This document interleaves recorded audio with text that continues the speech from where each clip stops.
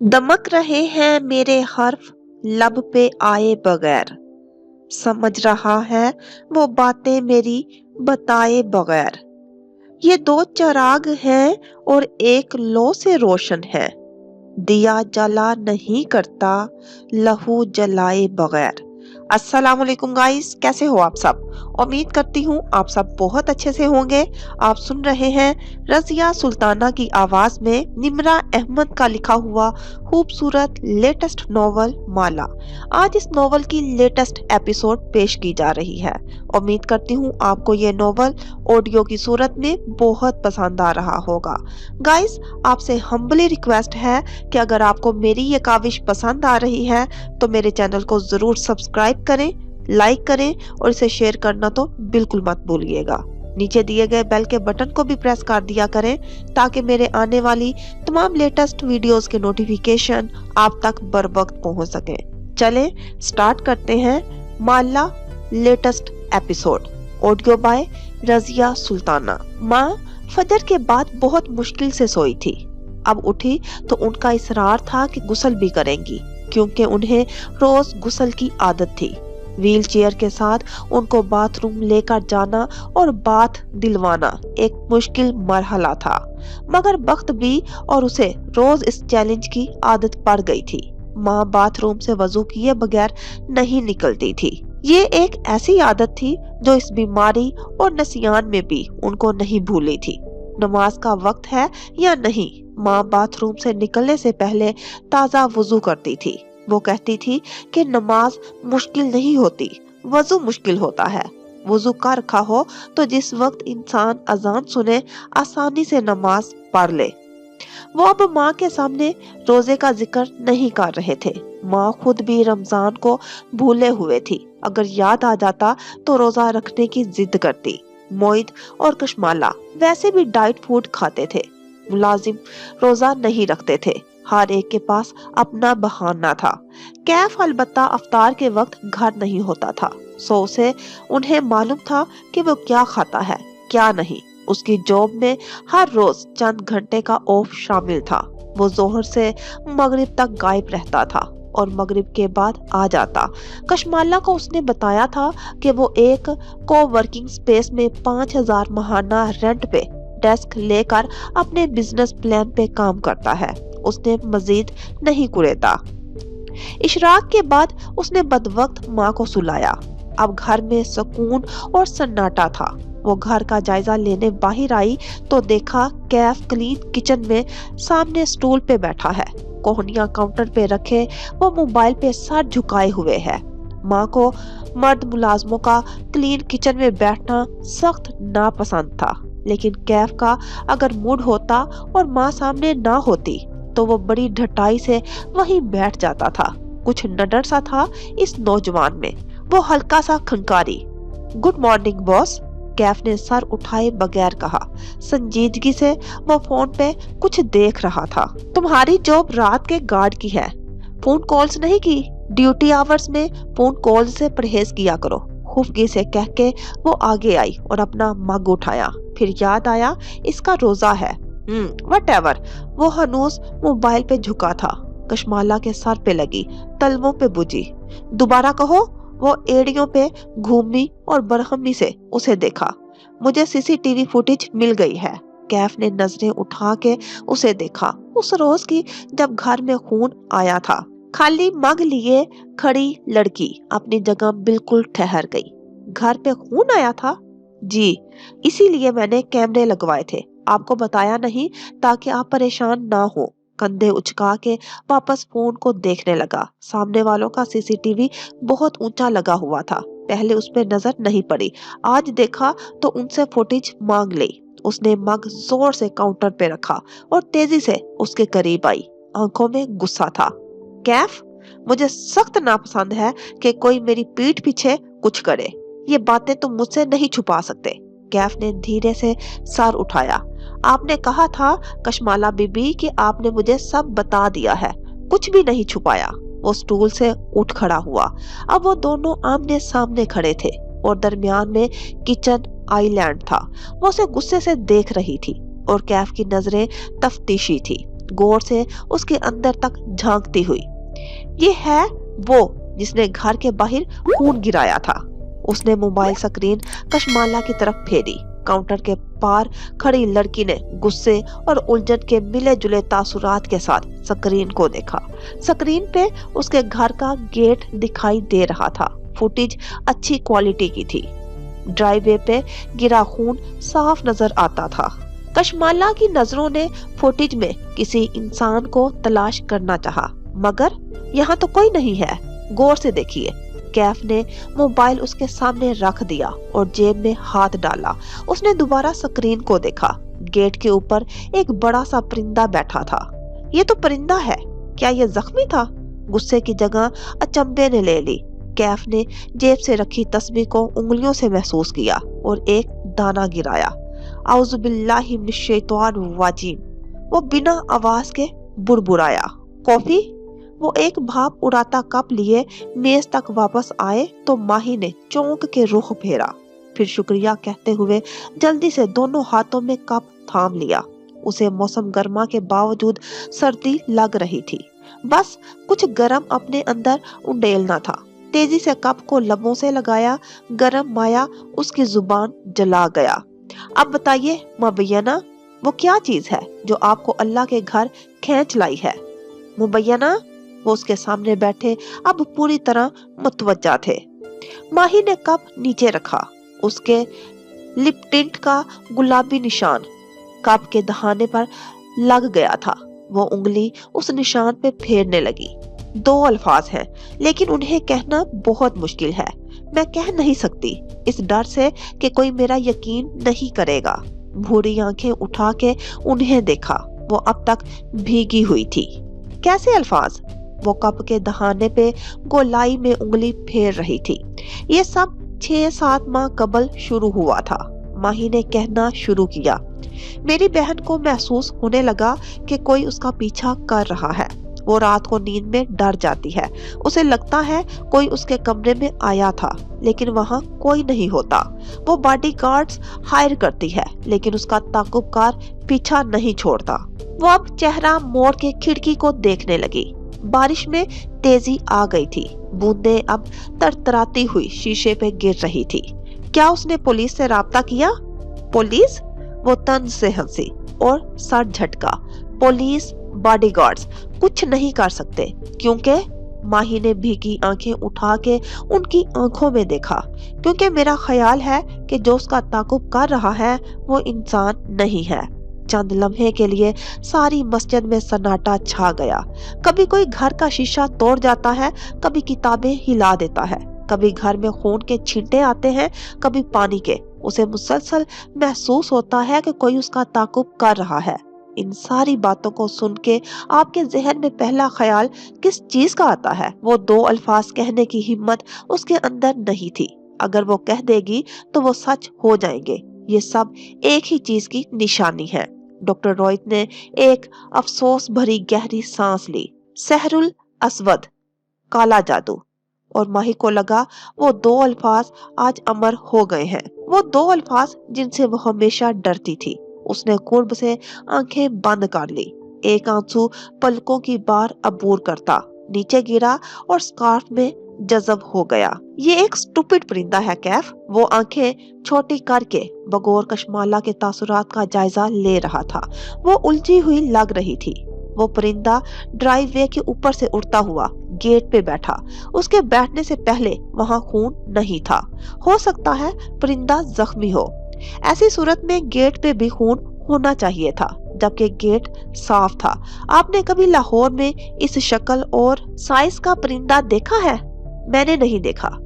तुम क्या कहना चाहते हो? 2 बातें हो सकती हैं। पहली ये कि सामने वालों के कैमरे की फुटेज किसी ने एडिट कर दी है। इसे अंदाजा होगा कि हम फुटेज देख सकते हैं। ये इतना मुश्किल काम नहीं है। या फिर वो खनकारा, ये परिंदा परिंदा नहीं है, कोई और चीज है। कैफ? वो बेयकीनी और फिक्रमंदी से उसको देख रही थी। तुम ऐसी बातों पे यकीन रखते हो? कैफ ने एक लम्हे के लिए जवाब नहीं दिया। बहुत सा थूक निकला। गर्दन में गिल्टी सी उभर के मादूम हुई। ऐसी बातों पे कौन यकीन रखता है? वो बज़ाहिर मुस्कुरा दिया। मैं तो वैसे ही एक बात कह रहा था। कशमाला ने गहरी सांस खारिज की। वही मैं कहूँ, तुम तो माही की तरह बातें करने लगे हो, इतने पढ़े लिखे और प्रोग्रेसिव हो के। आपकी बहन को लगता है ये सब जादू जिन्नात वगैरह है? कैफ चौंका, मगर अंदाज सरसरी था। वो किचन सिंक से टेक लगा के खड़ी हो गई, बाजू सीने पे लपेट लिए। अब मनी प्लांट की बेलों से ढकी खिड़की उसकी पुश्त पे थी। उसके ढीले जुड़े से चंद लिटें पुरसोच चेहरे के इतराफ में गिर रही थी। मेरे गार्ड्स उसी वजह से जॉब छोड़ जाते हैं। इनको लगता है ये सब जिन्नात वगैरह हैं, हालांकि मुझे यकीन है ये कोई इंसान है। वो सादा अंदाज में कह रही थी, ना कोई डर ना खौफ। मैं इन वहमों में नहीं पड़ती। हाँ, मैं मानती हूँ जिन्नात होते हैं, मैंने कुरान पढ़ रखा है, जादू भी होता है, लेकिन जिन्नात की अलग दुनिया है। वो हमारी दुनिया में ऐसे इंटरफेयर नहीं करते। मुझे बहुत बुरे लगते हैं वो लोग जो हर परेशानी को जादू या नजर का नाम दे देते हैं। कुछ मुसीबतें इंसान लाते हैं, कुछ किस्मत से आती हैं। मेरा ताकुबकार इंसान ही है। उस दिन लिफ्ट में जिसने मुझ पर हमला किया वो इंसान था। माहिर फरीद का लाइटर कोई जादुई चीज नहीं था। जी, आप दुरुस्त कह रही हैं। बहरहाल अब कैमरे लग चुके हैं, दोबारा ऐसी हरकत हुई तो हम इसको पकड़ लेंगे। उसका अंदाज आम सा था। कशमाला टेक छोड़ के सीधी हुई और आंखों में शदीद बरहमी लिए कैफ को देखा। तुम्हें मालूम है, कुछ दिन से जहीर मुझे कॉल कर रहा है। उसे किसी और काम में मेरी मदद चाहिए, लेकिन मैं उसकी कॉल नहीं उठा रही, ना उठाऊंगी, क्योंकि मेरा एतबार किसी शख्स से एक दफा उठ जाए तो दोबारा नहीं बनता। आइंदा मुझसे छुपा के तुम कुछ नहीं करोगे, वरना वो तुम्हारी जॉब का आखिरी दिन होगा। कुछ फैसले आपका सिक्योरिटी गार्ड होने के नाते मैं ले सकता हूँ। उसकी तकरीर के जवाब में वो इत्मीनान से बोला, जैसे उसे फर्क ही ना पड़ा हो। फैसले लो, मगर मुझे बता के लो, क्लियर? वो तलखी से कह के आगे बढ़ने लगी जब उसने पीछे से पुकारा, आपकी बहन को किस पे शक है? कशमाला किचन की चौखट पे ठहर गई और मुड़ के नासमझी से उसे देखा। हाँ, ये सब पत्थर के जमाने की बातें हैं, मैं मानता हूँ, लेकिन आपके इर्द गिर्द कोई तो ऐसा शख्स होगा जो इन जादू वगैरह के कामों के लिए मशहूर होगा। हर खानदान में एक शख्स ऐसा होता है? एक शख्स, इस शहर की एक मारूफ एंटरप्रेन्योर और डिजाइनर जो खुद को एक आर्टिस्ट कहती है। वो तंज से बोली, कबीरा ताई। कैफ के लब बेख्तियार गोलाई में सुकड़े। ओ, सारे ताने बाने उसी एक औरत से जाके मिलते थे। खिड़की पे थरथरा बारिश के कतरे गिर रहे थे। शायद आसमान ज़ारो कतार रो रहा था, जाने उसके क्या गम थे। माही सख्ती से कप को दोनों हाथों में जकड़े हुए थी। कप के दहाने पे लगा सुरख निशान अब मंदमिल हो चुका था। क्या जादू वाकई होता है या मैं वहम कर रही हूँ? वो मुत्तज मजहब थी। लोग यकीन नहीं करते जादू पे, सब यकीन करते हैं। जादू पे मबैना लोग सिर्फ जाहिर नहीं करते ताकि इनको कमतर ना समझा जाए। मगर क्या जादू? उसने थूक निगला। वाकई होता है। आप 21वीं सदी में बैठ के मुझसे पूछ रही हैं कि जादू वाकई होता है? वो हल्का सा मुस्कुराए और खिड़की के बाहर देखने लगे। वो नासमझी से उसका चेहरा तकने लगी। जादू हजारों वर्ष पहले होता था। हमें जादू का आखिरी सबूत 1400 साल पहले की अहादीस से मिलता है, जब रसूलुल्लाह सल्लल्लाहु अलैहि वसल्लम पे जादू हुआ था। लेकिन उन्होंने नजरों का रुख फेर के माही को गौर से देखा। क्या अब भी जादू होता है? वो सांस रोके जवाब की मुंतजिर थी। 1400 साल पहले अगर किसी को खत भेजना होता तो उसमें महीनों लगते थे। आजकल सिर्फ कागजी खत एक दिन में दूसरी जगह पहुंच जाता है। अगर इंसान ने पोस्ट के निजाम में इतनी तरक्की कर ली है तो क्या जादू में नहीं की होगी? वो चौंक गई, दिल की धड़कन तेज हो गई।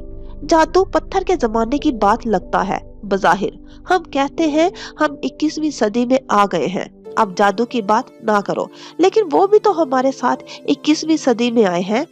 हम इनको पत्थर के जमाने में तो नहीं छोड़ आए। वो कौन? शयातीन और जिन्नात, वो जिनके जरिए जादू किया जाता है। वो भी हमारे साथ तरक्की कर रहे हैं। वो कुछ देर कुछ बोल नहीं सकी, फिर सर झुकाए कनपट्टी मसलने लगी, थकान से आंखें बंद कर ली। आप मुझसे पूछ रही हैं कि जादू होता है या नहीं, जबकि आपको ये पूछना चाहिए मुबैना कि जादू का रेट क्या चल रहा है। उसने करंट खा के सर उठाया, आंखें बेयकीनी से फैली। रेट? जादू के रेट होते हैं? वो अफसोस से मुस्कुराए। आजकल कुछ मुफ्त में मिलता है क्या? फिर उन्होंने उसका ठंडा मग उठा लिया और हाल की जानिब देखा। वहां अब सिर्फ इक्का दुक्का नौजवान रह गए थे। डॉक्टर रॉयट ने एक नौजवान को इशारा किया। तलाक करवाने का रेट, किसी का अनबॉर्न बेबी मारने का रेट, किसी को भांज करने का रेट, किसी का रिश्ता ना होने देना, खानदानों में लड़ाइयां करवाना, लोगों को अपने ताबे करना, इन सब का अलग अलग रेट चल रहा है। जादू हर दूसरे घर में किया जा रहा है मुबैना। जगह जगह जादूगरों ने अपनी दुकान लगा रखी है। नौजवान करीब आया तो डॉक्टर रॉयट उसको मग ले जाने और ताज़ा कॉफी लाने की हदायत करने लगे। माही ने खिड़की के बाहर देखा। बारिश मुसलसल हो रही थी। भीगी सड़क पे एक गोरी रंगत वाला कपल एक छतरी तले हंसता हुआ भागता जा रहा था। उसकी निगाहें बस स्टॉप के बेंच तक गई। वहां बैठी लड़की अपने फोन से अपनी सेल्फी खींच रही थी। इट्स फनी, वो तलखी से मुस्कुराई, जैसे खुद पे हंसी हो। हम कनाडा में बैठ के जादू और जिन्नात की बात कर रहे हैं। अच्छा, अब इन लोगों में से हैं जो समझते हैं कि जादू सिर्फ इंडिया, पाकिस्तान और बांग्लादेश में होता है। इंटरेस्टिंग। उन्होंने मुस्कुरा के बात वहीं से जोड़ी। हालांकि जादू हर मुल्क में हो रहा है। इंग्लैंड, अमेरिका, कनाडा और सारे यूरोप में इतना जादू फैला है कि आप तसव्वुर भी नहीं कर सकती। जादू सिर्फ एशियाई कम्युनिटी नहीं करवाती, गोरे भी जादू करते और करवाते हैं, बल्कि यूरोपियन पार्लियामेंटी मेंबर्स जादू करने और करवाने में मशहूर हैं। गोरों ने हर चीज में मुसलमानों से ज्यादा तरक्की कर ली है। उनकी मशीनें, उनका लाइफस्टाइल, उनकी मसनूआत सब मुसलमान मुल्कों से बेहतर है। आपको क्या लगता है उन्होंने जादू में तरक्की नहीं की होगी? वो बस हक दक उनको देख रही थी। जादूगर हर गली मोहल्ले में बैठे हैं। गोरे, यहूदी, ईसाई, हिंदू, ये लोग जादू को जादू के नाम पे कर रहे हैं, खुल्लम खुल्ला। लेकिन मुसलमान जादू को दम और तवीज के नाम पे कर रहे हैं। 90% जादू दरअसल दम दरूद के नाम पे किया जाता है। औरत मौलवी के पास जाती है और कहती है, मेरी बहू बहुत बोलती है, कुछ ऐसा करे कि वो मेरे सामने जुबान ना खोले। जानती है फिर क्या होता है? क्या? मौलवी अपने जिन से कहता है, इसकी बहू को कुछ ऐसा करो कि वो बोलना ना करे। जिन एक हादसा करवाता है और वो बहू गूंगी हो जाती है या वो कोमे में चली जाती है। और इसका सबसे अफसोसनाक पहलू ये है कि सास को खुद नहीं मालूम होता कि बहू पे जादू उसने करवाया है। माही ने बेख्तियार गर्दन पे हाथ रखा। इन बातों से उसका दम घुट रहा था। यानी ये आमिल बाबा वगैरह वाकई जादू में माहिर होते हैं? वो बुरबुराई। हमारे यहाँ फिल्मों, ड्रामों में दिखाया जाता है कि अक्सर आमिल फ्रॉड होते हैं और पैसे लेकर ढकोसला कर रहे होते हैं, जबकि हकीकत इससे मुख्तलिफ है। जादू या जादू की काट करने वाले लोगों की अक्सरियत फ्रॉड नहीं होती। वो वाकई इस इल्म को जानते होते हैं, कोई कम और कोई ज्यादा। क्या हम खिड़की खोल सकते हैं? वो बेइख्तियार बोली।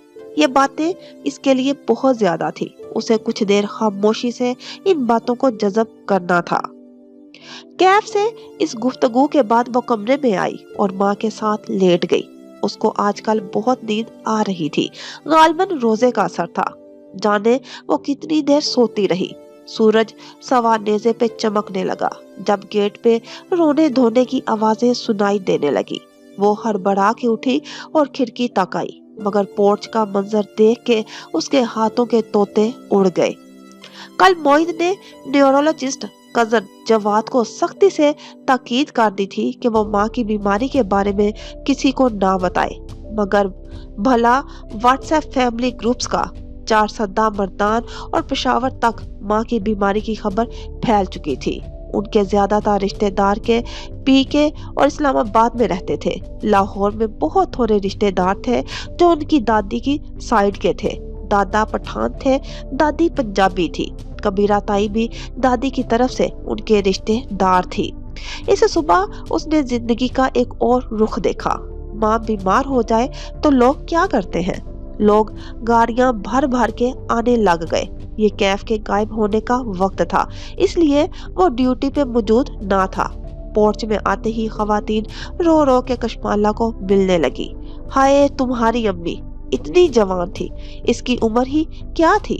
اگر ماہی ہوتی تو 2-4 منہ توڑ جواب اب تک دے چکی ہوتی کہ میری ماں ابھی مری نہیں ہے، وہ زندہ ہے، ابھی ماتم نہ شروع کرے۔ لیکن وہ کشمالہ تھی۔ اس نے گہری سانس لے کر سب کچھ اندر ضبط کیا اور باری باری سب سے ملی۔ ان کو ڈرائنگ روم میں بٹھایا اور کچن میں آئی۔ آتے ساتھ ہی بڑی بوڑھیوں نے پانی مانگ کے یہ واضح کر دیا کہ ان کا روزہ نہیں ہے، شوگر لو ہو جاتی ہے، دوا لینی ہوتی ہے، وغیرہ وغیرہ۔ باجی ان کے لیے کیا بناؤں؟ بخت بی نے پریشانی سے پوچھا۔ شش! کشمالہ نے ہاتھ سے اشارہ کر کے اسے خاموش کرایا۔ کاؤنٹر کے ساتھ کھڑے کھڑے اس نے آنکھیں بند کی۔ اسے اس مسئلے کا حل ڈھونڈنا تھا۔ وہ جو سمجھ رہی تھی کہ ماں کو ان کی بیماری سے لا علم رکھا جا سکتا ہے، وہ غلطی تھی۔ ایسی عورت جس کے گھر میں کوئی بڑا مسئلہ نہ چل رہا ہو، وہ خوش و خرم نظر آتی ہو، اس کے بچے کامیاب اور پھلتے پھولتے دکھائی دیتے ہوں، وہ لوگوں کے لیے قابل حسد ہوتی ہے۔ جب ایسی عورت بیمار پڑ جائے تو رشتہ داروں کو بہت مزہ آتا ہے۔ ایسے میں بہت کم تھے جو حورے جہاں بیگم کے لیے افسردہ تھے۔ اکثریت صرف یہ دیکھنا چاہتی تھی کہ ماں کی حالت کیسی ہے، کیا ان کا دماغ پھر گیا ہے، کیا ان کے بال گر گئے ہیں یا گر جائیں گے، اور سب سے اہم سوال جس کو جاننے کا تجسس سب کو تھا، وہ کتنے عرصے کی مہمان ہے۔ وہ کان پٹیوں پہ ہاتھ رکھے آنکھ بند کیے سوچنے لگی۔ اسے ان لوگوں کو ماں سے دور رکھنا تھا، مگر کیسے؟ وہ کشمالہ مبین تھی۔ وہ اکیلے اسلام آباد کا ایک ایلیٹ ریسٹورانٹ چلاتی تھی۔ وہاں بھی بعض اوقات گروپس کے جھگڑے ہو جاتے تھے۔ بگڑے ہوئے ٹین ایجرز مسئلے کھڑے کرتے تھے۔ وہ ریسٹورانٹ کے اندر باہر پینسل ہیلز پہ گھومتی سارے مسئلے سلجھا لیتی تھی۔ وہ کشمالہ تھی، وہ کرائسس مینیجر تھی۔ کاوا، سبز کاوا۔ اس نے آنکھیں کھولی اور بخت بی کو ہدایات دی۔ سبز کاوا اور بسکٹ۔ اب جتنے مہمان آئیں گے تم ان کے لیے یہی لاؤ گی، اور بسکٹ بھی میٹھے نہیں، گندم والے، کیونکہ ان کو تو شوگر ہے نا، اس کے علاوہ کچھ نہیں۔ بخت بی نے اس حکم پہ آنکھیں کھول کے اسے دیکھا۔ پورے جہاں کے گھر مہمانوں کے لیے لوازمات کا ڈھیر لگا دیا جاتا تھا، اور مالا کیا کہہ رہی تھی؟ مگر کیوں باجی؟ کیونکہ یہ عیادت کرنے نہیں آئے، یہ میری ماں کی بے بسی کا مزہ لینے آئے ہیں۔ ان رشتہ داروں کو میری ماں نے ساری عمر کھلایا ہی ہے۔ 4 سدہ سے آئی سوگاتیں بوریاں بھر بھر کے ان کو بھجوائی ہیں۔ ان سب کو معلوم ہے کہ ماں کو اپنی بیماری کا علم نہیں ہے، لیکن دیکھنا یہ پھر بھی ماں سے ملنے کی ضد کریں گے۔ ان کو ماں کی تکلیف کی فکر نہیں ہے، انہیں حورے جہاں کا زوال دیکھنا ہے۔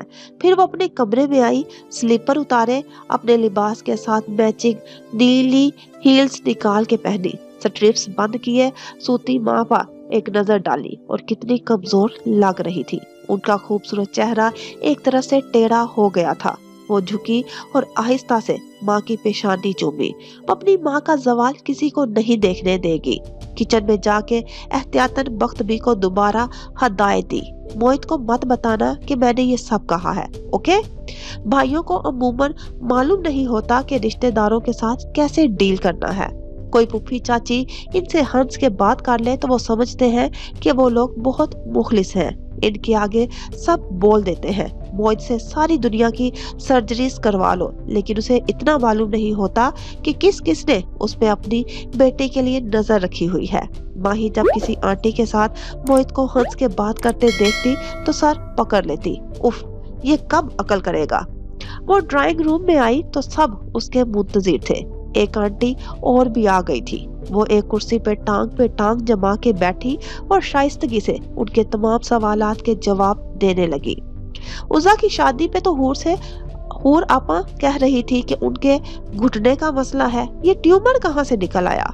वो अपने रिश्तेदारों को जानती थी, वो साफ नहीं कह रहे थे, लेकिन इनका मतलब ये था, यकीनन पूरे जहां के बच्चों को अरसे से ट्यूमर का इल्म था, बस छुपा रहे थे।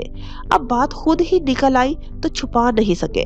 भाई बेटा डॉक्टर है, ऐसा हो सकता है कि माँ को ट्यूमर हुआ, उसे इल्म ना हो। बाल गिर गए हैं या गिर जाएंगे, बाथरूम कैसे जाती हैं, अगर ऑपरेशन हुआ तो यूरिन बैग लगाएंगे। एक औरत को दूसरी औरत की बेबसी जानने का कितना तजस्सुस था। किसी औरत के बाल और उसका बाथरूम ना जाना सकना, ये उसका वकार होता है, ये उसका इंतहाई पर्सनल मामला होता है। और यहाँ बैठी सब खवातीन पढ़ी लिखी थी। वो चार सद्दा और मर्दान से बरसों से शिफ्ट होके इन शहरों में आ बसी थी, लेकिन उसे यकीन था कि चार सद्दा में रहने वाले उसके रिश्तेदारों के मैनर्स उनसे बेहतर होंगे। वो यूं दिल नहीं दिखाते होंगे, वो मरीज के घर बिला इजाजत बिना बताए नहीं आते होंगे, और अगर आ गए तो घंटों नहीं बैठते होंगे। मेरी नंद का भी ब्रेन में ग्लोमा था, उसकी सर्जरी हुई थी, सर काट के ट्यूमर निकाला था। किसी खातून ने राय दी तो उसका सांस रुक गया। फौरन से बोली, फिर ट्यूमर तो निकल गया, लेकिन ऑपरेशन के बाद जब होश आया तो मालूम हुआ कि सस्पेंस देने के लिए तौकफ किया, उसकी आंखें जाया हो गई हैं। कशमाला ने कुर्ब से आंखें बंद कर ली। चिच सर्जन थक गया होगा ना, ट्यूमर निकालते निकालते उसकी छुरी ब्रेन की किसी शरेआन पे लग गई होगी और तुम्हारी नंद की आंखें चली गई। उफ, उसने बदवक्त जब्त किया। कोई इन रिश्तेदारों को ये क्यों नहीं सिखाता कि मरीज के पास कहीं बात पे फरिश्ते आमीन कहते हैं, इसलिए अच्छी बात मुंह से निकालनी चाहिए। अच्छा, अपनी माँ को तो लेकर आओ, एक आंटी ने कोई तीसरी दफा कहा। वो सब बार बार दरवाजे की तरफ देखती थी, कभी हुरे जहां आए और कब उसकी हालत को अपने जहनों में रिकॉर्ड करे और फिर ये सारा अहवाल व्हाट्सएप ग्रुप्स के जरिए पूरे पाकिस्तान में नशर कर सके। उनका ख्याल था माँ से बीमारी छुपाना भी ड्रामा है, माँ तो नहीं मिल सकती। वो टांग पे टांग जमाए बैठी नरमी से कह रही थी, माँ की सर्जरी होनी है, डॉक्टर ने उनको सख्ती से किसी से भी मिलने से मना किया है, इन्फेक्शन हो सकता है ना। उसे अंदाजा था कि वहां बैठी किसी खातून का मेडिकल नॉलेज इतना नहीं होगा कि वो उसके बहाने का फौरी जवाब दे सके। अगले 2-3 दिन कई रिश्तेदार आए और गए। कशमाला इसी कुर्सी पे बैठी उनसे मिले गई। नरमी और शाइस्तगी से वो माँ से मुलाकात से मना कर देती। कहवे के प्याले आते और जाते गए, सवाए चंद एक मुखलिस लोगों के कोई मेहमान उससे खुश नहीं गया। सबके मुंह बने हुए थे। रोजा मेहमान, माँ की बार बार की देखभाल, वो थकान से चूर हो गई थी। अफ्तार के बाद कुछ सुकून हुआ, अक्सर लोग मिलके जा चुके थे। उसने माँ को रिश्तेदारों के व्हाट्सएप ग्रुप से निकाल दिया, क्योंकि वो लोग जो मिलके जा रहे थे और जिनको वो बरमला बता चुकी थी कि माँ को उनकी बीमारी की खबर नहीं देनी, वो मिलने से मायूस होने के बाद अफसोस भरे ऑडियो मैसेजेस माँ को भेज रहे थे। आपके ब्रेन ट्यूमर का सुन के बहुत अफसोस हुआ। कशमाला का दिमाग घूमने लगा। वो कितनी दफा बता चुकी है कि माँ को नहीं बताना, उन्हें सर्जरी से पहले दिल का आर्जा ना पेश आ जाए, मगर नहीं, लोगों को हुरे जहां को उसका जवाब देखना था। उसने माँ का फोन ऑफ करके दराज में डाल दिया। ना वो फोन देखेगी, ना इनको मालूम होगा। डॉक्टर रॉयट ने उठ के खिड़की खोली तो ठंडी हवा तेजी से अंदर आई। माही गहरे गहरे सांस लेती हुई खुद को नॉर्मल करने लगी।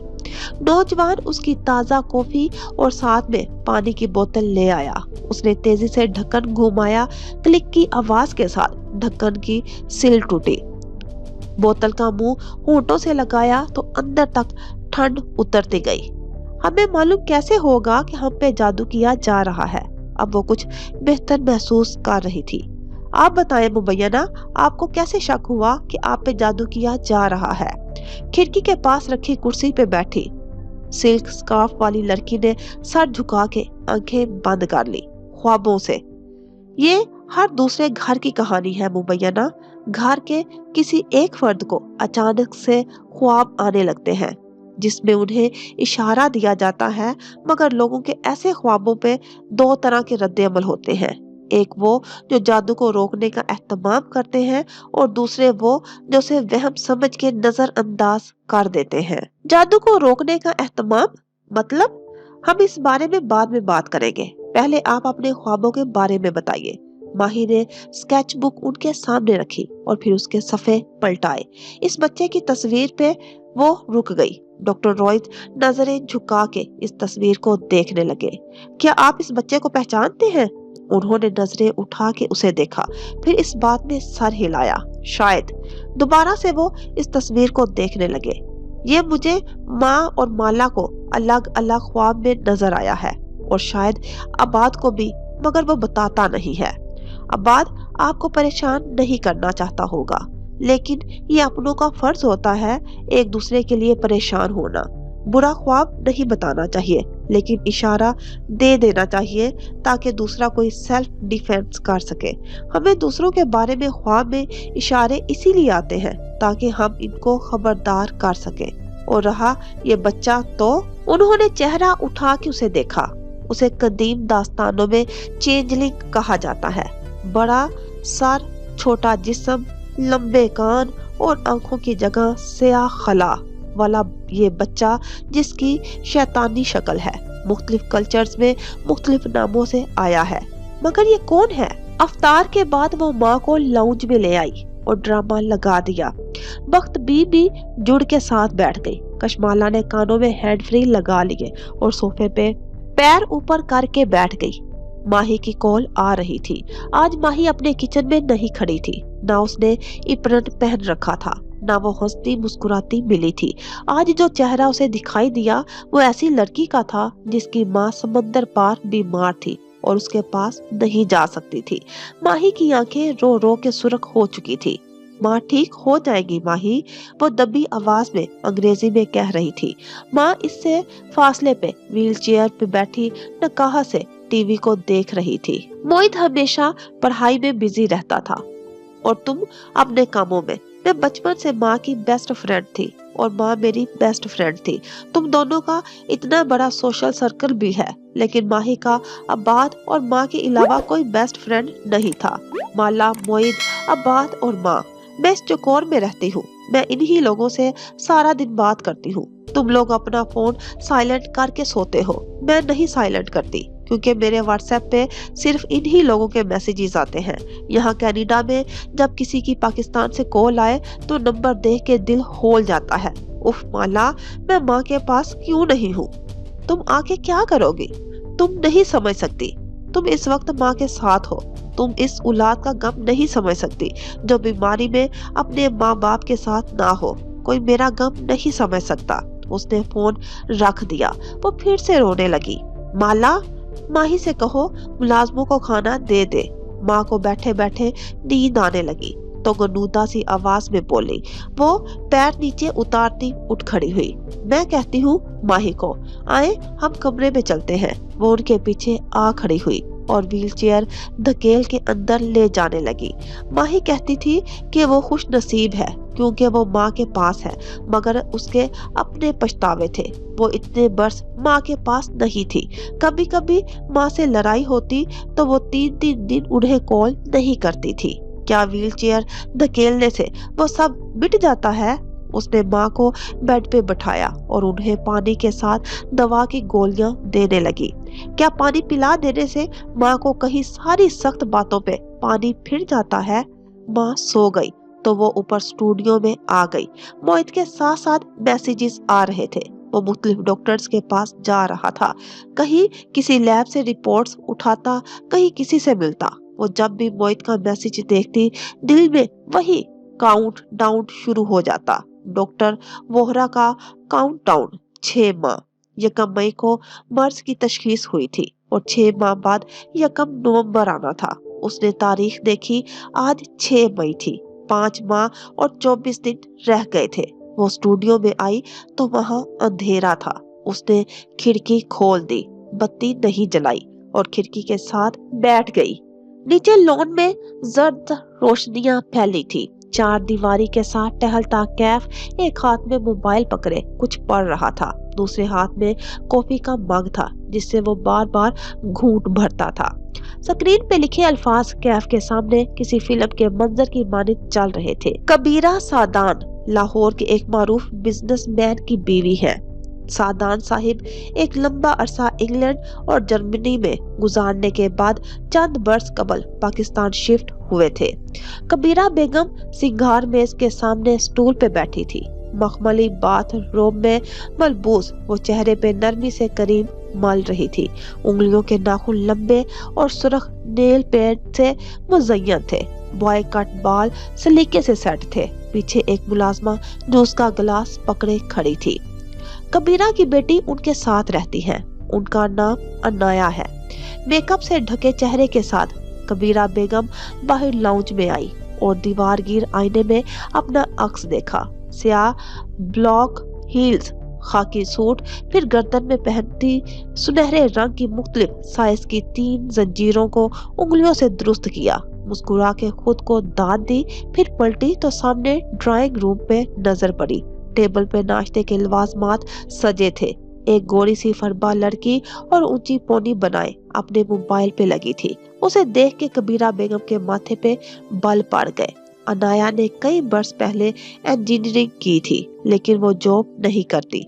वो एक फूड ब्लॉगर है। इसके अलावा उसने एक फेमिनिस्ट ब्लॉग भी बना रखा है जहां वो मर्दों और शादी के खिलाफ बोलती है। उसके कमेंट सेक्शन में किसी के कमेंट से मुझे अंदाजा हुआ कि वो 30 की होने वाली है और उसकी माँ हर रिश्ते को ठुकराने की वजह से उसको लटकाए हुए है।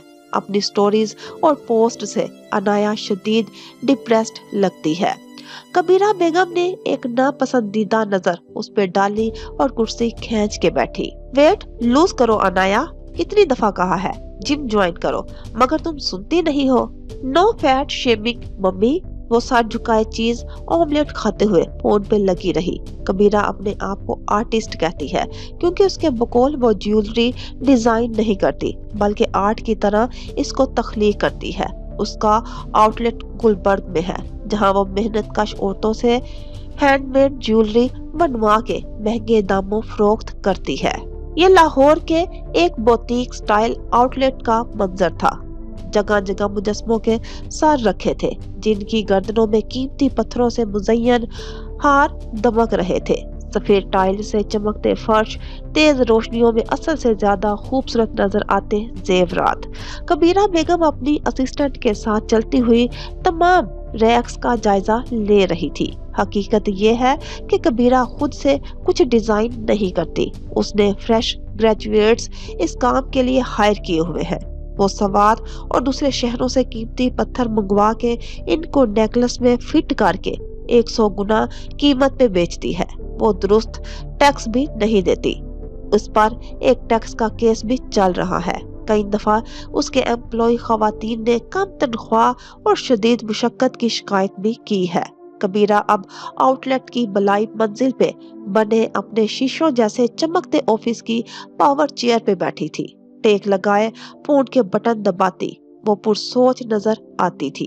कबीरा के बारे में एक बात बार बार सामने आती रही है कि वो अपनी एम्प्लॉय लड़कियों को टॉर्चर करती है। हैंगर और बेड कमर में मारना आम बात है, लेकिन असर रसूख की वजह से वो आज तक कानून के शिकंजे में नहीं आई। इंग्लैंड में कई बरस पहले उसकी बेटी ने भी हैंगर्स से पीटे जाने की शिकायत की थी, मगर ना जाने कैसे कबीरा इस मामले से भी निकल आई। कबीरा ने मोबाइल रख दिया और खिड़की के बाहर सोचती नजरों से देखे गए। एक मंजर आंखों में मुंजमद हो गया। उज़ा की शादी का मंजर, जब जियाद और कशमाला खड़े बातें कर रहे थे एक दूसरे के आमने सामने। वो हंस रहे थे, एक दूसरे को देख रहे थे। वो मंजर आंख का शतीर बन गया था। अब आते हैं कबीरा के बेटे की तरफ। कैफ दिलचस्पी से पढ़ने लगा। कबीरा का एक ही बेटा था जिसका नाम आलियान था। 5 साल की उम्र में आलियान बीमार पड़ा और इंग्लैंड में ही उसका इंतकाल हो गया। اس کے بیٹے کا ڈیتھ سرٹیفکیٹ بھی مجھے مل گیا ہے۔ البتہ پاکستان میں موجود کبیرہ کے رشتہ دار دوسری کہانی سناتے ہیں۔ ان کے مطابق کبیرہ اپنے بیٹے کو زندہ اور انگلینڈ میں ایک کامیاب بزنس مین کے طور پہ ظاہر کرتی ہیں۔ میں اس بات کو سمجھ نہیں سکی، یا تو کبیرہ کا بیٹا واقعی مر چکا ہے اور وہ لوگوں کے سامنے ایک جھوٹی کہانی سناتی ہے کیونکہ کبیرہ کے سائیکو ایشوز بھی ہیں، یا پھر کبیرہ کا بیٹا کسی اور نام سے زندہ ہے اور وہ کسی غیر قانونی کام کا حصہ ہے، ورنہ اسے اپنی شناخت چھپانے کی کیا ضرورت تھی۔ عالیان کیف نے موبائل سکرین بجھا دی اور چہرہ اوپر کر کے دہرایا۔ یہ نام اس کی یادداشت میں نہیں تھا۔ وہ کبیرہ سعدان اور ماہر فرید کے خاندان کے درمیان لنک ڈھونڈنے کی کوشش میں شدید ناکام نظر آتا تھا۔ کبیرہ جتنا عرصہ انگلینڈ میں رہی وہ ماہر کے شہر اور گھر سے بہت دور کی جگہوں پہ رہی تھی۔ بظاہر دونوں میں کوئی کڑی نہیں تھی، لیکن اس کے پاس کبیرہ بیگم کے علاوہ کوئی لیڈ نہ تھی۔ اسے اس عورت کو مزید کھوجنا تھا۔ کیف نے سر اٹھا کے دیکھا تو وہ کھڑکی میں بیٹھی تھی، کندھوں کے گرد دوپٹہ شال کی طرح لپیٹے۔ اس کے بھورے لمبے بال دونوں شانوں پہ آگے کو گر رہے تھے۔ وہ چہرہ اٹھائے سبز شکوہ کنا آنکھوں سے آسمان کو دیکھ رہی تھی۔ وہ پینٹنگ تھی، کسی آرٹسٹ کا شاہکار۔ وہ چند لمحے گردن اونچی کیے اسے دیکھے گیا، پھر سر جھٹک دیا۔ وہ اعتبار توڑنے والوں کو دوسرا چانس نہیں دیا کرتی تھی۔ اگر اسے پہلے معلوم ہوتا کہ وہ اس جیسی لڑکی سے ملنے والا ہے تو وہ کبھی یہ جاب نہ کرتا۔ وہ اس کو ایک عام سی لڑکی سمجھا تھا، ستی، کاروباری، ذہنی والی، اسلام آباد کا ایک ریسٹورانٹ چلانے والی لڑکی جس کی کوئی ذاتی زندگی نہ تھی۔ اسے صرف اس کے قریب آنا تھا، اس کے قریب رہنا تھا اور اس سے وہ معلومات لینی تھی۔ اس نے سوچا تھا 2 ماہ کی بات ہے، وہ کر لے گا، لیکن اسے نہیں معلوم تھا کہ وہ اس کی زندگی میں شامل ہو جائے گا۔ 1 ماہ گزر چکا تھا، اس کے ہاتھ کچھ بھی نہیں لگا تھا۔ کیا فائدہ اس ساری مشقت کا جس میں اس نے اس لڑکی کے اعتماد کو ٹھیس بھی پہنچائی اور حاصل بھی کچھ نہ ہوا۔ وہ ہنوز کھڑکی میں بیٹھی تھی۔ بیرونی لائٹس کی زرد روشنی کھڑکی سے تکون کی صورت اندر آ رہی تھی۔ وہ اسٹوڈیو کے ایک حصے کو منور کیے ہوئے تھی، باقی سارا اسٹوڈیو اندھیرا تھا۔ وہ اب آسمان کو نہیں دیکھ رہی تھی۔ وہ کمرے کے منور حصے پہ نظریں جمائے گمسم سی بیٹھی تھی، جہاں ایک خالی سٹول رکھا تھا۔ زندگی بھی ایسے ہی چھپن چھپائی کھیل رہی تھی۔ باہر کی دنیا میں کسی کا دن چل رہا تھا اور کسی کی رات۔ دستک پہ اس نے چہرہ اٹھایا۔ دروازہ روشن تکون کے حصے میں تھا۔